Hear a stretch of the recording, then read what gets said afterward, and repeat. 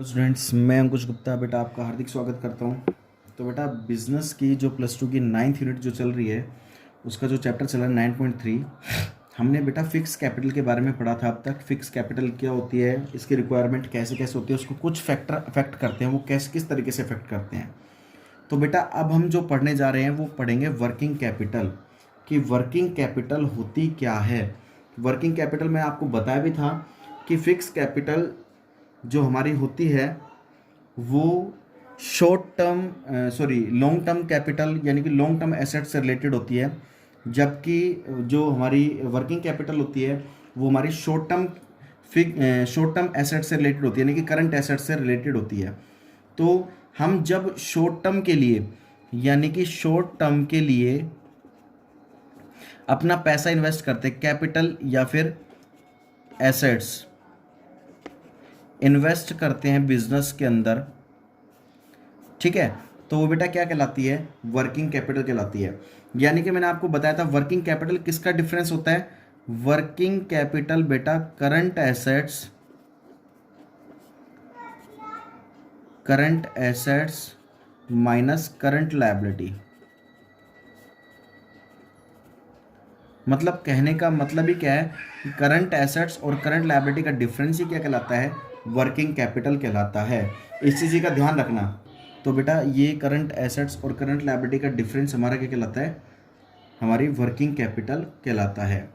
देखो अब नेट और ग्रॉस वर्किंग कैपिटल हम दो चीज़ देखेंगे, नेट वर्किंग कैपिटल और एक ग्रॉस वर्किंग कैपिटल। ये दो चीज़ हम पढ़ेंगे यहाँ पर, ठीक है। नेट वर्किंग कैपिटल और ग्रॉस वर्किंग कैपिटल में डिफरेंस क्या होता है।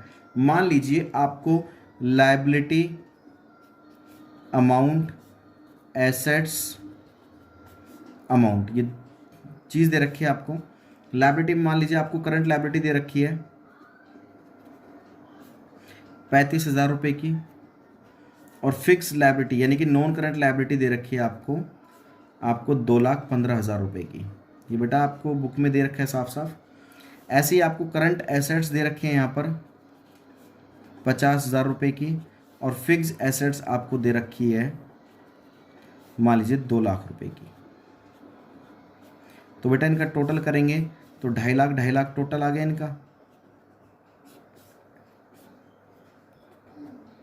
ये बात समझ में आ गई आपको, 2,50,000 इनका टोटल आ गया,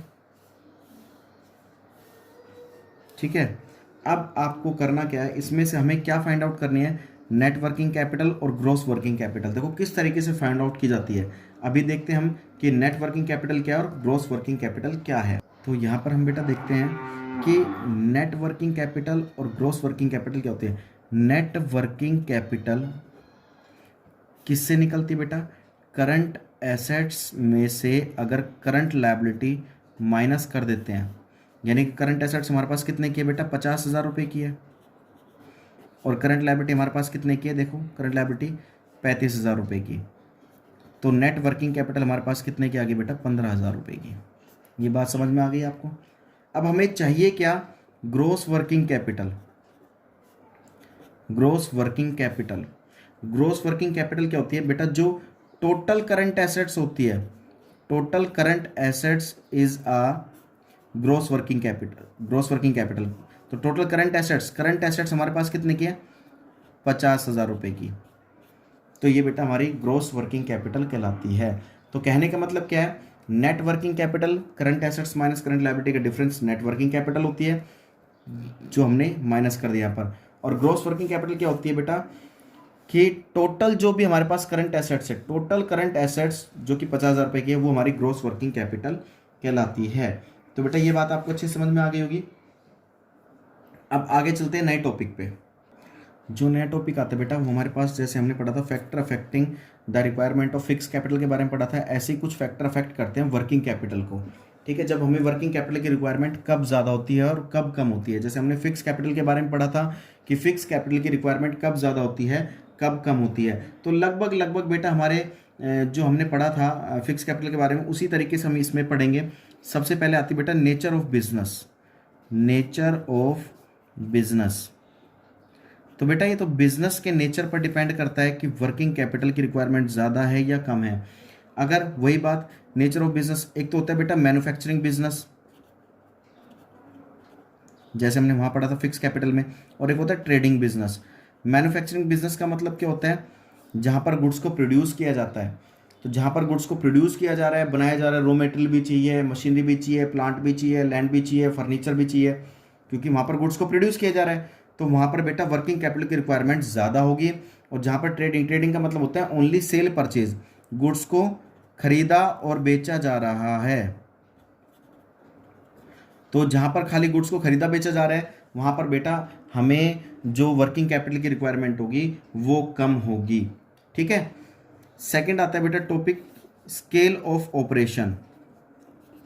स्केल ऑफ ऑपरेशन, तो बेटा स्केल ऑफ ऑपरेशन की अगर बात करें तो यहाँ पर डिपेंड करता है बिजनेस के स्केल पर। अगर बिजनेस बेटा लार्ज स्केल है, लार्ज स्केल, देखो दो तरह के स्केल होते हैं, एक स्मॉल स्केल।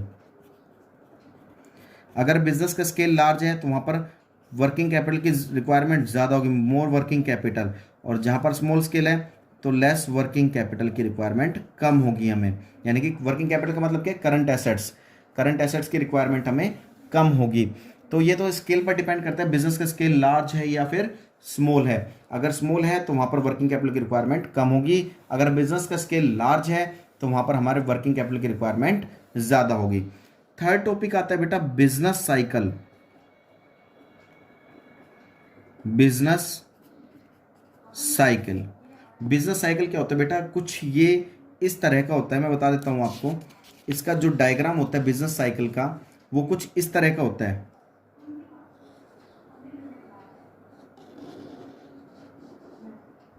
ठीक है।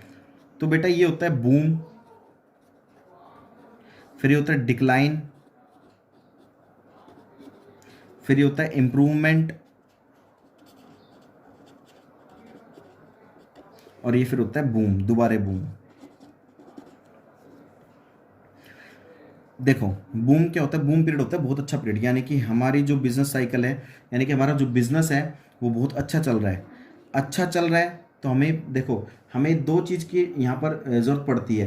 तो यानी कि जब हमारा पीरियड बहुत अच्छा चल रहा होता है, बूम पीरियड चल रहा होता है, बिजनेस को प्रॉफिट ज़्यादा होता है, प्रॉफिट ज़्यादा होता है तो यहाँ पर वर्किंग कैपिटल की रिक्वायरमेंट ज़्यादा होती है। जब बिजनेस का प्रॉफिट कम होने लगता है तो हमें वर्किंग कैपिटल की रिक्वायरमेंट कम होती है। फिर बिजनेस अगर ज़्यादा बढ़ने लगता है तो बेटा उसकी सेल्स भी बढ़ेगी, उसका प्रोडक्शन बढ़ेगा, तो फिर दोबारा वर्किंग कैपिटल की रिक्वायरमेंट होगी।